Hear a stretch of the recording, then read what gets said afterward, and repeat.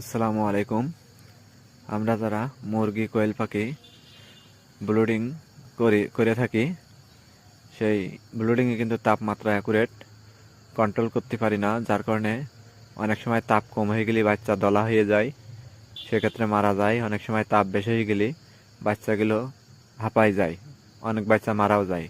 সেক্ষেত্রে কিন্তু খুব সহজে আমরা এই তাপটা কন্ট্রোল করতে পারি ছোট্ট একটা ডিভাইসের মাধ্যমে, 30-28 কন্ট্রোলার, যার মাধ্যমে তাপটা কন্ট্রোল করব। আমি তাপটা সেট করে দিয়েছি এখানে 39 ডিগ্রি।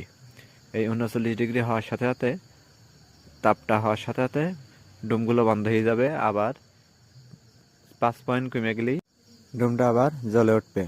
এভাবেই ব্লুডিং সিস্টেম চালু করতে পারেন নিরাপদে। নিরাপদ থাকুন, সুস্থ থাকুন। খুদা হাফেজ।